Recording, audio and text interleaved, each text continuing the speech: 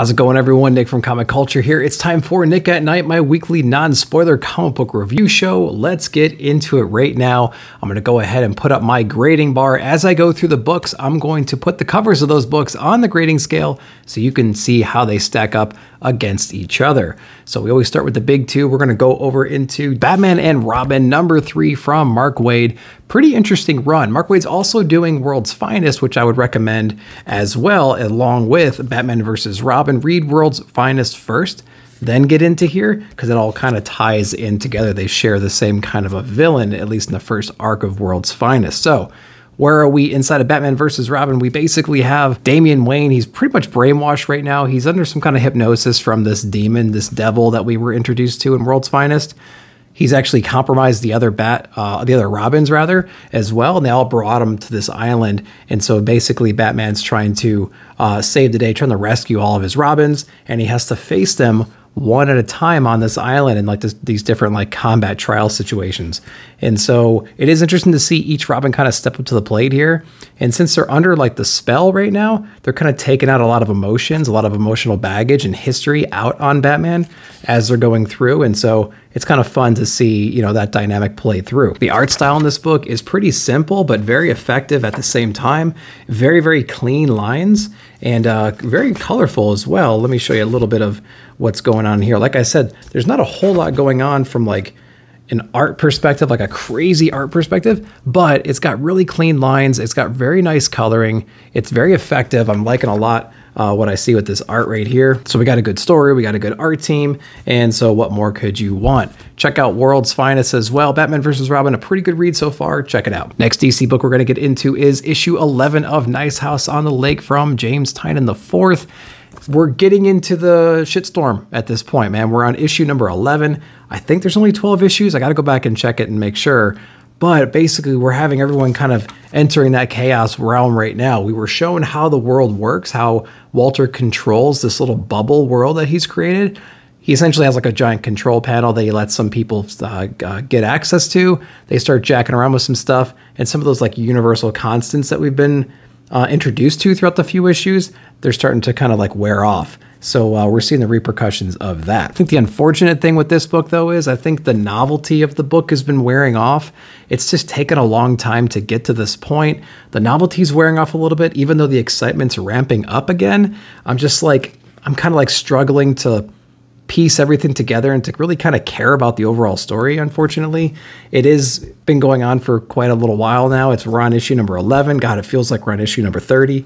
And I don't know, man. I just don't know how I'm feeling about the book. Art-wise, great. The art style is awesome.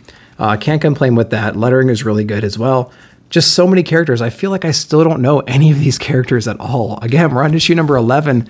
I can't tell you a single character's name at this point. I can't keep track of who's in what room talking to what character. It's just really hard to keep up with the book. The premise is pretty straightforward. The characters don't mean anything to me. That's one of the biggest downfalls for this one. Let me know what you thought. Another DC book we have is Dark Crisis on Infinite Earths, issue number 6 from Joshua Williamson. And I've said it before, I'm not a big crisis event guy, but I do like big, large stories that involve many different characters, especially in those like Elseworld stories like Deceased or DC versus Vampires, stuff like that. But I mean, who doesn't love just huge, crazy art panels like that, where you just have so many people just clashing, just complete chaos going on.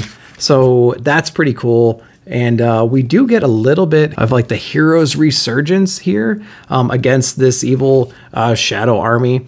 And so we actually get a little bit of a productive like final push from our group here, from our heroes.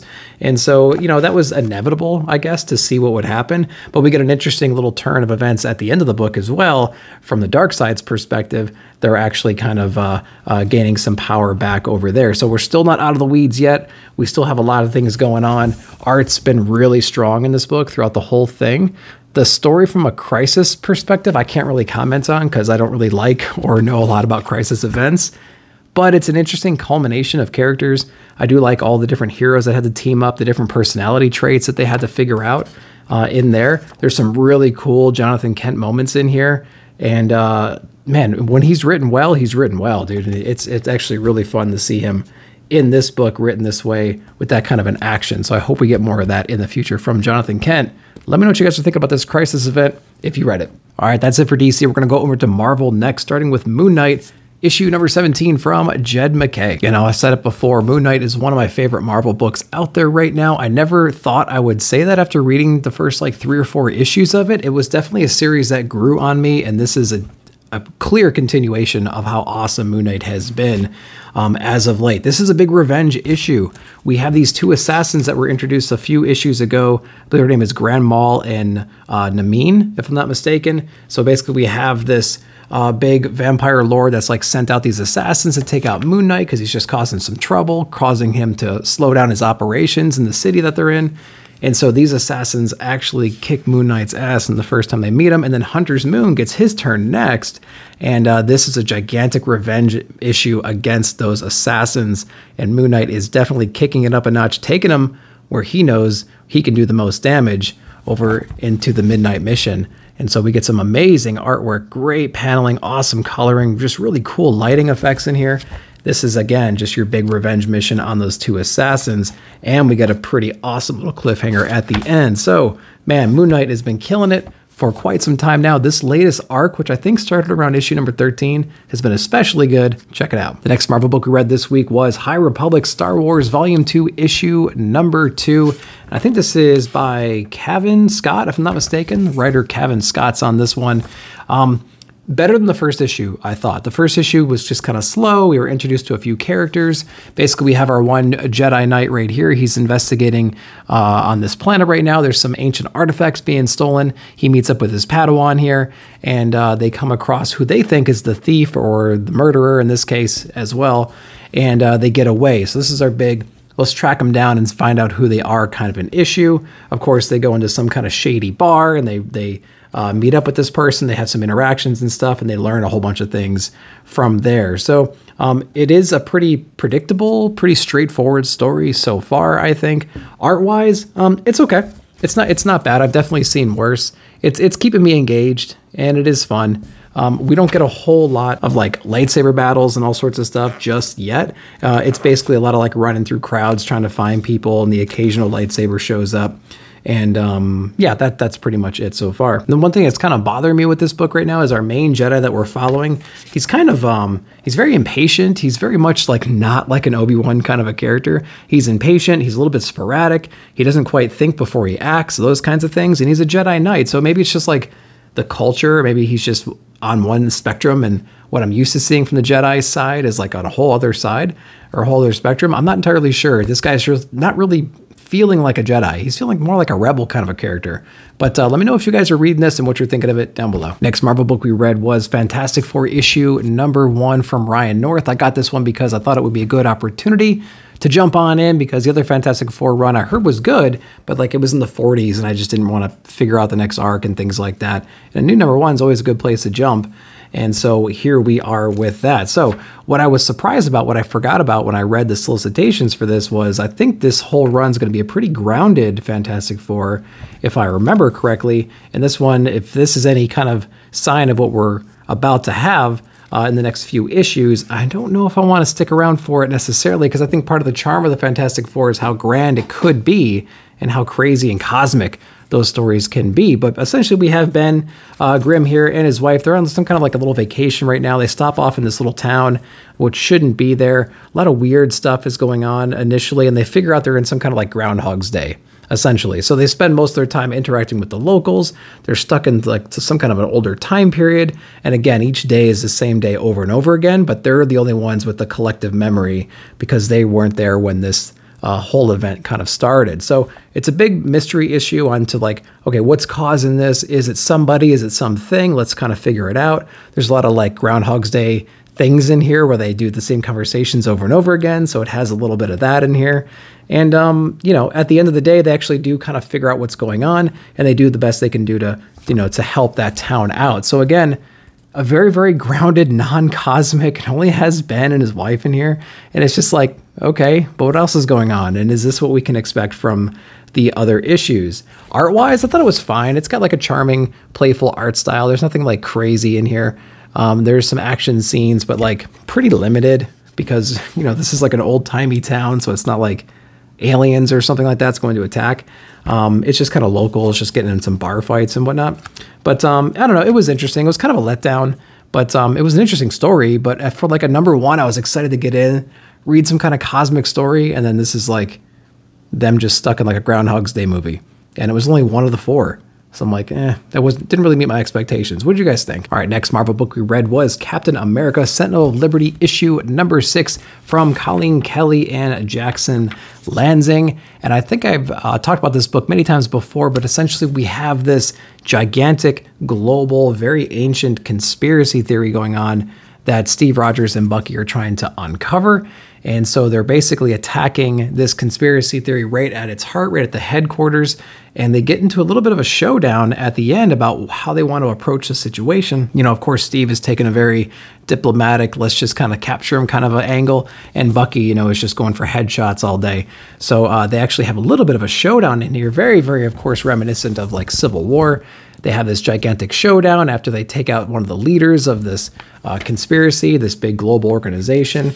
And so basically this is a big issue of Bucky and Steve just kind of going at it and fighting. And it's pretty fun. The art style is really interesting in here. Of course, there's a lot of like heavy drama because obviously they have such a great big background, best friends, and they were enemies and friends again. And so they have a disagreement about how they should handle this situation. And it's kind of like a you keep what you kill kind of a situation going on, like a Chronicles of Riddick kind of thing.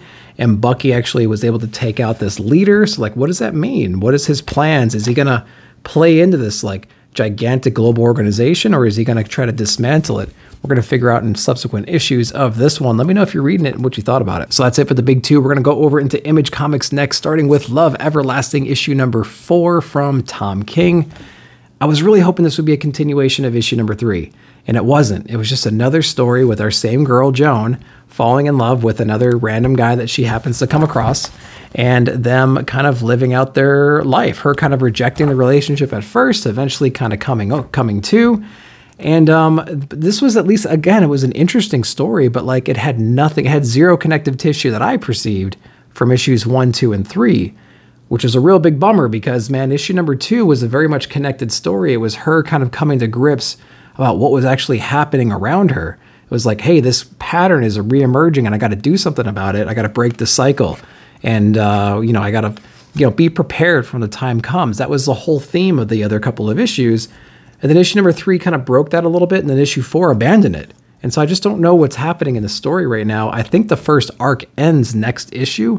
So I'm going to get next issue, and I'm going to see if that kind of, you know, puts all the different pieces together for me. But like, man, I just don't know what's happening in these books, you know? Art style is great. You know, it's got that old-timey, like, retro feel. We have, like, a girl kind of standing up and singing to the soldiers. One of the soldiers is going to war. He's with a bunch of his friends. Each friend is dying. They keep coming back to the same bar to like toast to their fallen brethren. And it's a very touching story for sure. But again, I need that connective tissue. I need a reason why I need to read these in sequential order. It's almost like you can read any one of these as a one-off and say, okay, well, that was an interesting one-off. But I don't think it should be read like that because we had a little bit of connective tissue in the first couple of issues. It's a very weird thing. I don't know what's going on. Tom King is confusing me with this one, if you can imagine. So, Love Everlasting, man. I don't know. Let me know. Help me out down below. Next book we have from Image Comics is Kaya, issue #1. This is from Wes Craig, and we have Jason Wordie on the colors, which is probably the best part about this book, honestly. I'll get into what's going on in here in a minute, but basically we're following these two people right here, these two younger people, like a would-be king and their sister or something like that, kind of like enhanced. They have like a robotic arm and some other abilities and whatnot, and they're the lone survivors of their tribe, of their culture right now, and they're pretty much on the run at the moment. And they're just trying to get to the next spot. They have no food, they have no water. They're coming across like weird lizard people trying to kill them. And so they're basically just trying to stay alive and trying to make some deals and make some allies along the way as they're getting to their next destination. And what I do like about this book is the coloring in here is actually really fun. There is this like yellow orangey kind of haze that's just over everything just because of the landscape they're in. But whenever it can, they do take the opportunity to kind of sprinkle in some different colors in there. And then as the day goes on, it like shifts into this pinkish, purplish kind of a hue, which really kind of makes things pop. And then of course, when you have different people brought in with different like armor types and whatnot, you get some pretty cool little dramatic changes in the coloring. So, I mean, props to the coloring and to the art to make it that at least interesting. The overall story though is just, I don't know, it just didn't grip me. The story and the lettering. The lettering is just kind of big and just odd, right? There's just so much white space in those bubbles. They didn't really, you know, tighten it up and just make that look a little bit more modern. I don't know, it just makes it feel a little amateurish, which I think kind of hurt the book overall. You know, the main characters had some interesting dialogue, some funny bits here and there, but again, just not a whole lot for me to really care about them. It didn't do a really good job of making me feel for the characters, like I should connect with them. Oh, they're on the run right now. Their civilization's been destroyed. You should feel some kind of an empathy for them. But I just don't really feel anything towards these characters. And so I think that really kind of brought down my excitement on this one. Is this a book that anybody picked up? And if you did, let me know what you thought. Man, another #1 from Image Comics. We have Two Graves issue #1. I saw this on the shelf and I remember this. I remember reading a preview for this in another Image book maybe about a month ago. And it was interesting. So I wanted to check this one out. It's from Guinevere Valentine and art by Ming Doyle and Annie Wu. I'll give you a little hint of the art style here so you can see what you're expecting over here. We basically have this really weird relationship between this one female character here, and basically what I'm gathering is it's kind of like death in a way. Real mysterious, supernatural kind of a being. Has a very interesting like speech bubble lettering pattern, so you can you perceive that it's like, you know, otherworldly in a way, and they have this really unique, weird relationship, kind of like a codependency almost. It's really kind of fun to see it play through. She seems to be on some kind of a revenge mission using Death's powers in a way, and Death kind of has a, I don't know if he's like falling in love with the character or not, but it's actually pretty fun to see what's actually going on there. So again, it's like this codependency. There's some really touching moments in here too, with this character being Death. Some of the people that they interact with, it's more like a revenge mission, but some of it's actually like a mercy at the same time. So I thought on an emotional level, it made a lot of sense. In the middle of this book, there's this weird like Athens style storytelling with like Adam and Eve, Garden of Eden kind of stuff, kind of throwback stuff. You know, consuming of seeds and chaos ensuing after that. That whole part kind of completely threw me. It was out of left field. I had no idea what to take away from any of that. But again, this book has a little bit of soul to it. It has some fun in it as well. It feels heavy and light at the same time. The art style is interesting. It's got an interesting cliffhanger at the end. I don't really know what to take away from it, but it's intriguing. It's intriguing for sure. So let me know if you guys read this one and what you thought of it. All right, we got another Image book we read this week. It did come out the week before, or the week before that. I can't remember. We have Lovesick issue #1. I went ahead and picked this one up because it was such a shocking cover, and I saw some reviews of it, and I'm like, that might be interesting. I might want to check it out. Story and art by Luana Vachau. I hope I'm not butchering that too much, but it is fairly shocking. I actually can't really show you any of the pages in here, I don't think, because it's mostly like Red Room style stuff. If you read Ed Piskor's Red Room, it's basically the same thing here. We have this basically like this dominatrix woman running this Red Room kind of a thing, and she's like punishing kind of these people that are kind of trolling her right now, and it's in front of an audience and they're telling her to do all these weird things, and she does them on the screen. So if you enjoyed Ed Piskor's Red Room and Red Room's Trigger Warning, this book is going to be right up your alley. If you're a little bit queasy about that kind of stuff, it's got some nudity, it's got high gore and violence inside of it as well. Stay away if you're not into that kind of stuff. If you don't mind that kind of stuff, check it out. It's pretty insane. Last Image book we read this week was Do a Powerbomb by Daniel Warren Johnson, issue #6. Guys, if you're not reading this, you're doing yourself a major disservice. You have to be reading this book. If you haven't been picking up the single issues, get the trade when it comes out. It's one of the best books of the year, guaranteed. So where we left off basically in our last issue, our tag team here lost the championship match, but their opponents couldn't quite agree on what they were going to do with the winnings. And so kind of all hell was breaking loose as our team was recovering. That team started attacking each other, and it was complete mayhem in the ring.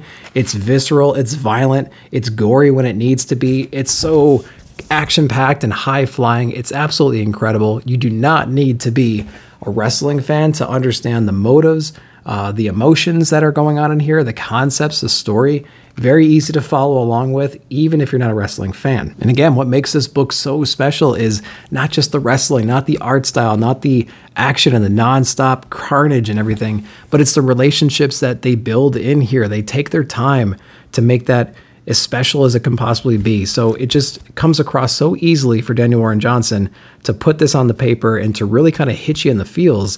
And it's just amazing that he's able to do it and do this high-flying action stuff. It's just a great combination. And as if that wasn't enough, the ending of this particular issue is shocking and absurd, and I did not see it coming at all. He's been doing that for every issue pretty much. Every issue ends in a way that I just could not predict. It sounds like a pretty straightforward story, and it is from some aspects, but there's so many awesome twists and turns from each issue. This one has a huge twist at the end. I'm loving it. You got to be reading this book. All right, we're going to go into some more indie stuff. I got a bunch of different publishers coming up. We're going to start with Traveling to Mars from Mark Russell from Ablaze Comics, issue number 1. Very overly verbose. Very overly verbose. If you like reading, this is the book for you, man. But the cool thing is, it's a very interesting story. Not a lot of action. It's mostly like suspense and intrigue and a little bit of drama that really pushes us forward, mixed with this guy's personal story that he's telling you through like a diary format. Very effective, and I just ate up every single page. So basically, we have this brand new resource discovered on Mars, and it's kind of like a first come, first serve when it comes to claiming that resource. And whoever can put a person on Mars first lays claim to that resource. So everyone's really right now racing to get somebody up on Mars. We have our main character here who's actually been diagnosed with a terminal cancer, and so his days are limited, but perhaps this trip could be something that he can do to really kind of turn his whole life around, provide for his family. And so he actually takes him up on that and starts embarking on this journey. And again, the cool thing is the perspective is all from this guy who's been picked. He's like writing this journal out, kind of outlining how his life has been, his relationships, his job, his feelings about this whole thing. And so this is basically a big story about him being chosen and him embarking on the journey for the first time. Again, there is no action. There is not a whole lot of dialogue. There is some funny things happening from time to time, but like there's not a whole lot going on in the story itself besides just telling you and painting you this beautiful picture about this guy and like basically his last days traveling to Mars. So it was heavy, it was touching, it was interesting, not a lot of action. Again, it was heavy on the drama side. Check this one out. I thought it was very intriguing. Next book we picked up from Whatnot Publishing. Went ahead and got this one right here. We have Ninja Funk issue number 1, and I wasn't familiar with this creative team at all. Steve Schrute and JPG were the creators, and Alex Rogel is on the art. The art's the best thing about this book. It's got like this watercolory kind of a thing going on. It tries to be complicated, I think, with a lot of different textures and patterns and things like that, especially in the backgrounds and our characters' clothing. The art's definitely the best part about this book. The story, I don't know what the hell's going on in this thing. I read it twice. There seems to be this duo right here. They seem to be arguing a whole lot. They're essentially like in this band almost. They want to like bring on this like transcendent light that kind of comes down to regenerate the world. And so they have to battle this organization that does not want them to do this kind of thing. I don't know what the heck's going on in here. It's got some trippy art and some trippy paneling, but like, I just didn't quite understand exactly what was going on. And so, again, I enjoyed it for the art. The art was interesting. I'm not probably going to pick up the other issues going on after this one. It was something I wanted to check out because it was Whatnot Publishing. It was supposed to be, there was a lot of advertising behind it. Ninja Funk, cool art. What was the story? I don't know. I couldn't really even tell you. So let me know if you guys read this one and what you thought about it down below. Next book we read, again, it was another number 1 that came out, issue 1, Sumerian, The Purple Oblivion. Went ahead and got this one from E.E. Pliskin and Diego Simone. Don't exactly know what the heck's going on here, but went ahead and picked it up just to kind of see what was going on. It says, feed it with anger, feed it with pain. Got like this weird like slug looking thing in here. We see that slug again in this issue. They're basically trying to, there's some kind of company trying to synthesize some kind of a goo that comes out of this weird slug. And they're basically mixing it up and using it as a drug. And it's supposed to give you like this really insane instant high. And, there's more where that came from kind of a thing. There's also some other kind of weird science experiments going on. And this apparently this slug or this juice that comes out of it's going to be pretty critical to like the success of this whole thing. And so, man, it's just like a really weird, trippy book. I'm trying to show you some of the trips that some of these guys go on. It's actually pretty intense what's going on here. This is the dude like shooting up some of this slug juice. And we don't really know what's going on. We have this dominatrix kind of lady up in the front here. She's in the book, but not necessarily in that form. And so, man, there's a lot of weird stuff going on in here. It's kind of like some Breaking Bad stuff. They're trying to synthesize this sludge and seeing what they can do with it. So I guess the story is going to blow out a little bit more in subsequent issues. I just wanted to pick this one up because it looked interesting. I flipped through it and I'm like, there's some trippy stuff going on in here. Let's go ahead and take a peek and see what it's all about. Not great, not too great, but I'm glad I got it just to see what it was all about. Let me know if you picked this one up. Next book we picked up this week from Ahoy Comics is Billionaire Island Cult of Dogs from Mark Russell.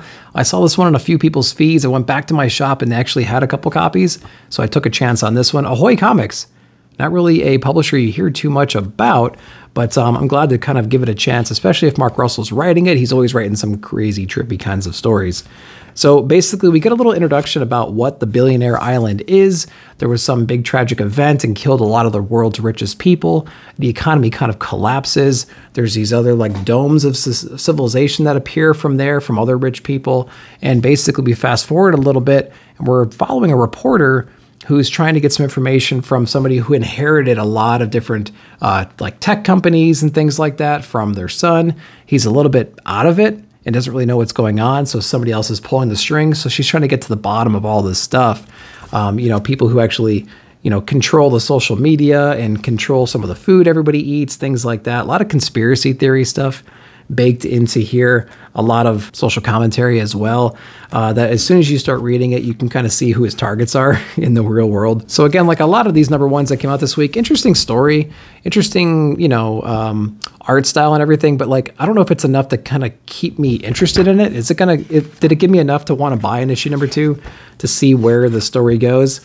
Not really, unfortunately. And that's kind of the case with a lot of these new number ones that came out this week. But it was an interesting try. I always like to try new things. I checked this one out. Not really a big fan of it. Had some interesting points, but overall didn't really give me a reason to get issue number 2. What'd you guys think? All right, and the next book we read this week was Specs issue number 1, Boom Studios' David M. Booher. That's right, the guy who wrote Kanto and books like Rain. Always does a really good job of making real introspective stories, real like worldly kind of stories, but books that you can really understand and grasp and get the emotional human connection with. And so this book is no exception here. Basically follows a couple of teenagers going through high school right now, going through high school type things, learning who they are as they go, as they grow, learning about the people around them, dealing with bullies, dealing with school and interests and hobbies and things like that. So it's a real relatable kind of a story, I think. I think anybody who picks this up can relate to these characters in a way and see what they're going through. But basically, there is a little supernatural element in here. We get these magical specs that do all kinds of crazy things to the person that's wearing them, kind of grants you wishes in a way, like a monkey paw kind of a situation. In fact, they reference monkey paw in here a little bit as well. And so we actually get to see what happens when those wishes go a little bit too far. So again, very grounded, very emotional book, easy to get into, very fun story from David M. Booher. That's what he does best. Hope he continues that trend going forward. Great book, check it out. Next book we read from Dark Horse Comics was Minor Threats issue number 3 from Patton Oswalt and Jordan Blum. We're basically following a bunch of D-list villains right now, trying to solve the murder or trying to find the murderer of like this universe's Robin. A lot of the big heroes are just ripping the place apart, going really kind of insane on the town, trying to figure out this murder. And so these D-list villains are trying to step up to the plate and stop this before they get killed themselves. This book does a good job of bringing out different weird personalities that this villain team has. They're just like these really big washed up people that are just teaming together, doing the best they can do, but they all have their own little idiosyncrasies that get into the way. They're pretty clever people, but some outshine some of the others, I think. And so it's been kind of fun understanding this team a little bit more. We get a little bit about their backstory as these issues go on. And of course that plays into what's actually happening in that particular issue. So it's been fun getting to know the characters. That being said, I would love the first page or so to really kind of like highlight them, put their headshots, put their name on there, give me a little bio, give me a little synopsis of who they are. Because I feel like stories like this, sometimes I just don't remember everyone's name. I don't remember everyone's I don't remember all their power sets.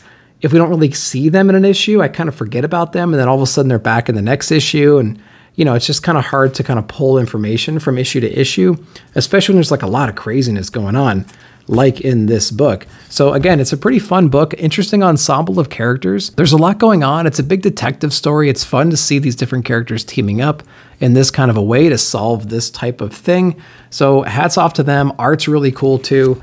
I'll give you a little hint of the art style. There's a really cool scene of like this certain area in the city that's completely upside down and going through some kind of like a time warp. There's a lot of cool stuff going on in that part, and they actually use it to their advantage at one part in the story. So pretty cool concept. I just need a little bit of re-education on the characters and things like that in order to really understand what's going on. What'd you guys think? The last book we read from Scout Comics was called Mr. Easta. This is a new #1 from Scout Comics. Went ahead and picked it up just for the title alone and the crazy covers that came with this one. Then I got to the shop and I noticed the interior art's really insane as well. I'll show you a little bit about what that is there. This little rabbit dude's going around, pulling off all these hits, going to these different dimensions and stuff. Just insane art style. Compositions are weird. They work sometimes and then they don't work in other times. It's really interesting. And the wording in here too. Lots of interesting lettering choices. I don't think I would have done like a big blocky black background lettering like that. And sometimes it's the opposite. It's white. The lettering is a different font and it's real thick and almost blurry. So it really doesn't work from a lettering perspective. You can see some of that wasted space some of these bubbles have on here. You really could have gotten rid of half of that and tightened up those panels a little bit. So there's like a little layer of amateurish. It's real chaotic. It's jumping around. There's really no storyboarding that I can really comprehend in here. It's kind of bouncing around all over the place. So I didn't really understand what's going on. Besides, he was going from like hit to hit to hit. He's kind of brainless, doesn't really know what's going on. He's got that weird bacteria sidekick with him too. And they don't really take advantage of that relationship either. Usually it's your main character in some kind of weird sentient thing. And so, you know, you can bounce off some humor. There wasn't really a lot of opportunities for that in this book either. And so I really don't know what's going on. I went ahead and picked this one up just because it was a new #1 and I'm a sucker for new #1s, especially in the indie scene if I can get my hands on them. I checked it out. Struck out on this one. Did you guys read it? Let me know. So guys, that was a lot of books. I hope you enjoyed that. If you did, go down below, give me a like if you don't mind. And if you haven't subscribed yet, please consider doing so. As a reminder, not only do I do content here on YouTube, I also post on Instagram as well. So give me a follow if you haven't yet. But as always, I appreciate you watching the video. I will see y'all down in the comments.